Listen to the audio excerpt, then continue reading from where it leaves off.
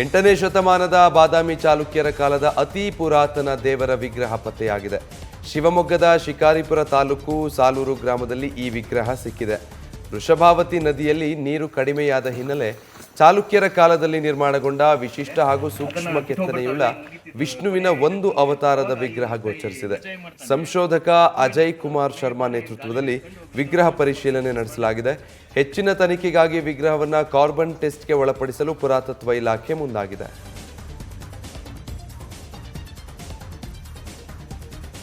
ಎಂಟನೇ ಶತಮಾನದ ಬಾದಾಮಿ ಚಾಲುಕ್ಯರ ಕಾಲದ ಅತಿ ಪುರಾತನ ದೇವರ ವಿಗ್ರಹ ಪತ್ತೆಯಾಗಿದೆ. ಶಿವಮೊಗ್ಗದ ಶಿಕಾರಿಪುರ ತಾಲೂಕು ಸಾಲೂರು ಗ್ರಾಮದಲ್ಲಿ ಈ ವಿಗ್ರಹ ಸಿಕ್ಕಿದೆ. ವೃಷಭಾವತಿ ನದಿಯಲ್ಲಿ ನೀರು ಕಡಿಮೆಯಾದ ಹಿನ್ನೆಲೆ ಚಾಲುಕ್ಯರ ಕಾಲದಲ್ಲಿ ನಿರ್ಮಾಣಗೊಂಡ ವಿಶಿಷ್ಟ ಹಾಗೂ ಸೂಕ್ಷ್ಮ ಕೆತ್ತನೆಯುಳ್ಳ ವಿಷ್ಣುವಿನ ಒಂದು ಅವತಾರದ ವಿಗ್ರಹ ಗೋಚರಿಸಿದೆ.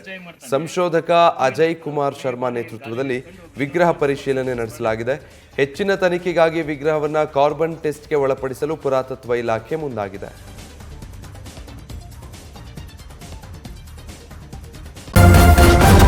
ನ್ಯೂಸ್ ಫಸ್ಟ್ ನಿರ್ಭೀತಿಯಿಂದ ನಿಮ್ಮ ಪರವಾಗಿ.